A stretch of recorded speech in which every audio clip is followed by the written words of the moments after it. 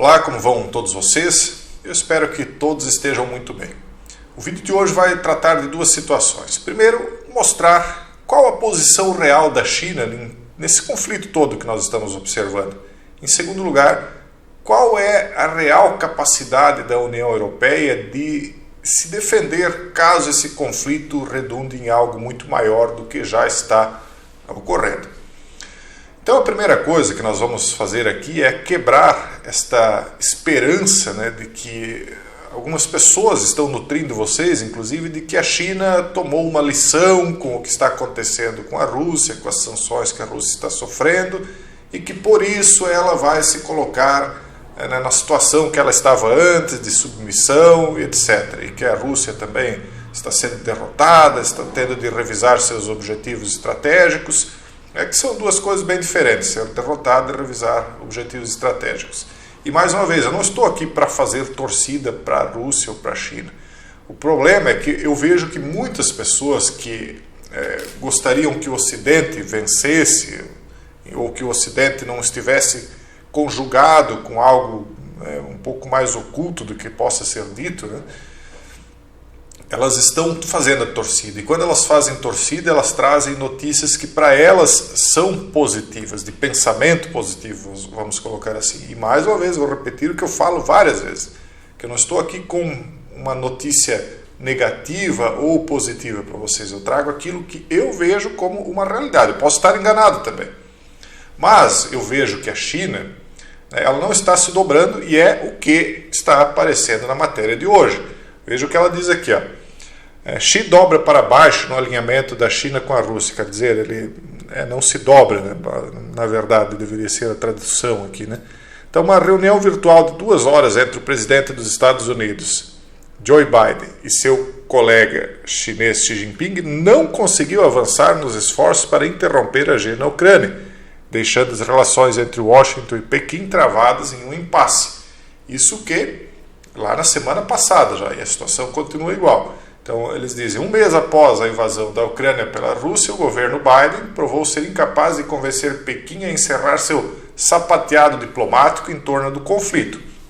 Por quê? Porque, segundo o discurso de Biden, porque uma coisa é o discurso e outra é o que é de fato, ele estaria tentando convencer a China a se colocar contra a Rússia nessa questão. E a China não quer se colocar contra. Está bem claro isso, e era bem óbvio.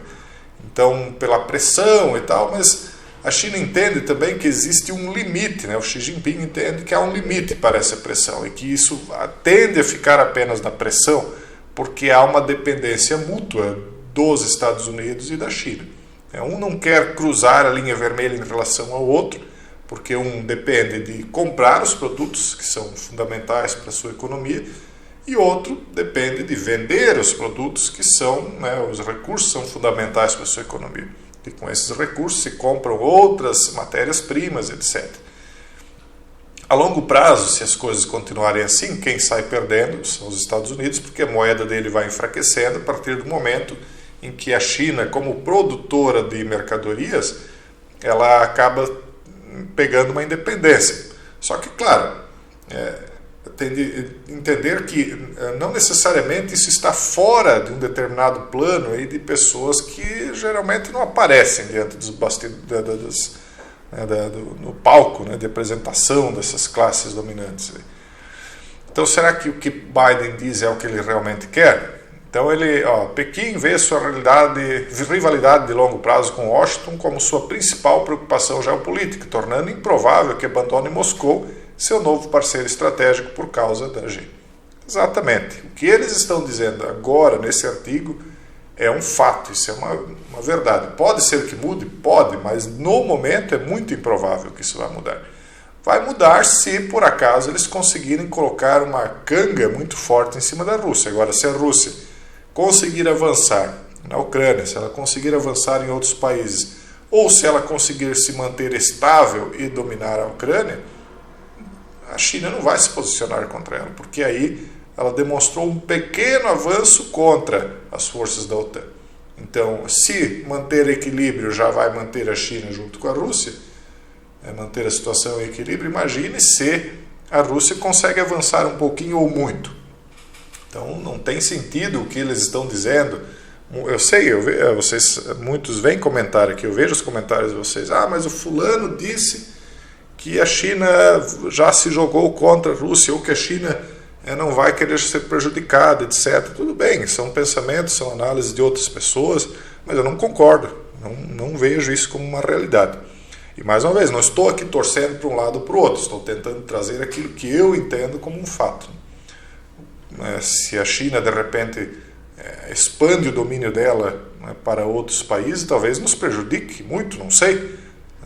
Mas não por isso que eu vou fazer torcida, não é o meu objetivo aqui, pelo menos. E aí nós chegamos com isso à segunda questão.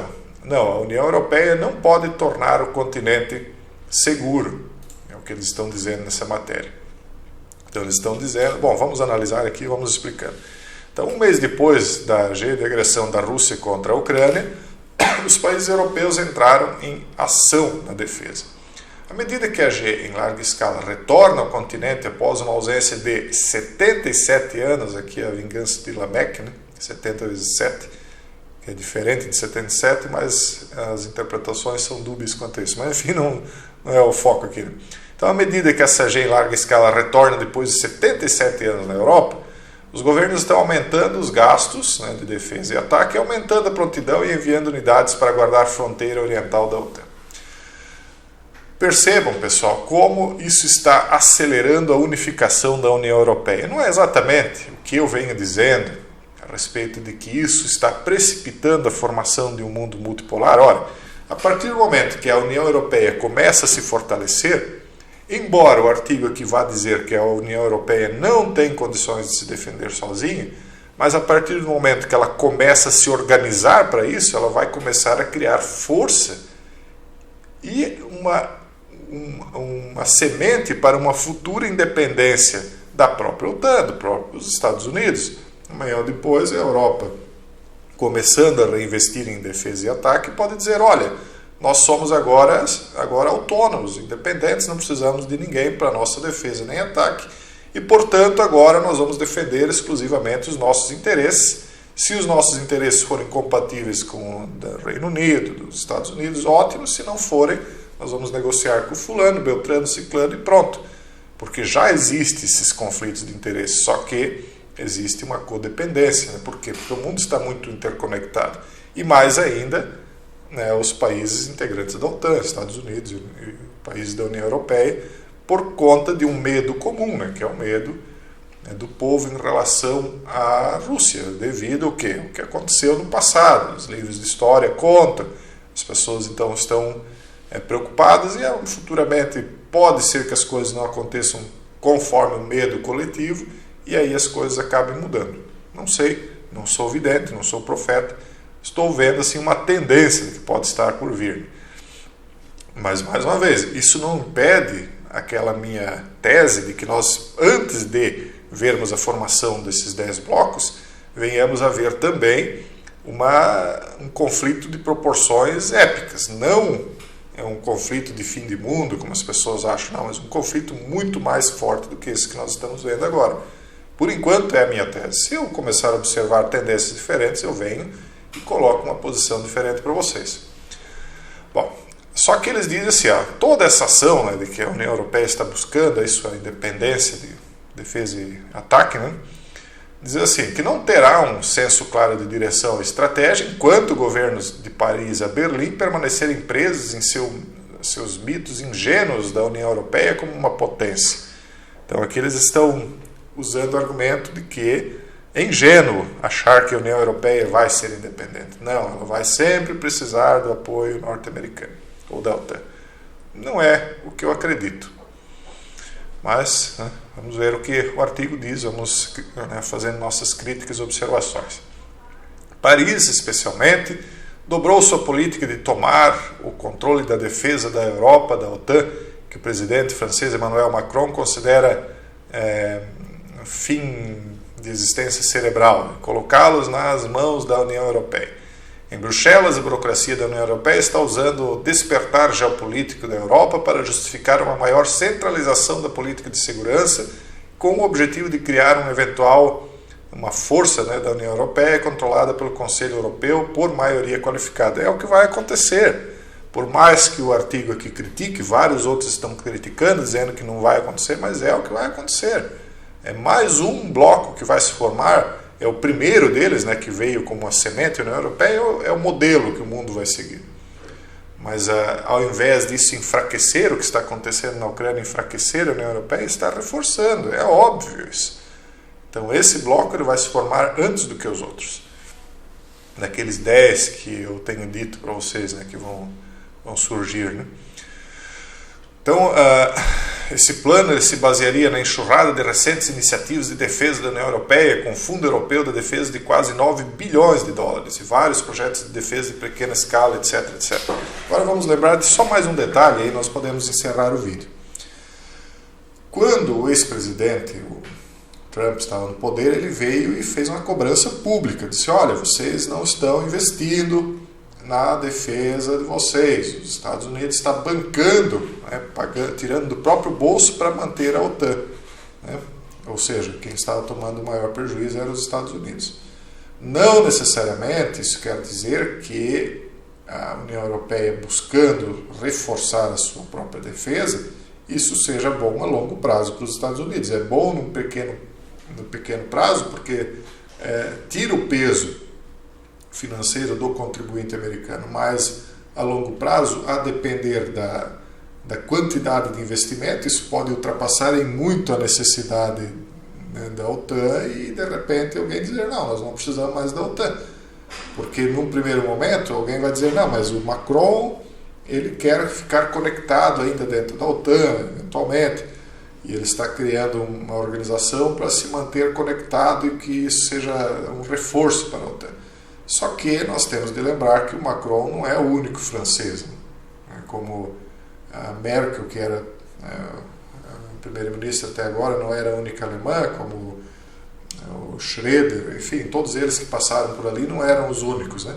Então existem outras linhas de pensamento e outros tipos de pessoas lá dentro, então as coisas mudam.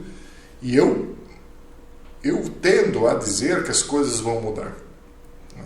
Então todas essas estruturas que estão sendo criadas agora, futuramente, tendem a ser utilizadas por uma outra linha de pensamento, que é a síntese, porque nós estamos vendo por essas últimas décadas uma tese que foi desenvolvida, né, do mundo unipolar, etc.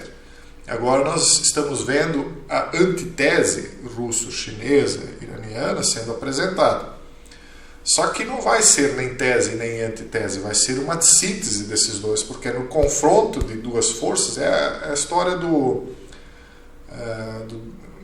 esqueci o termo agora, mas enfim, é nesse atrito aí esse debate hegeliano, né, que acaba se chegando a uma síntese. E essa síntese é que vai tomar todas as estruturas, essa síntese ideológica, e reorganizar o mundo em 10 blocos.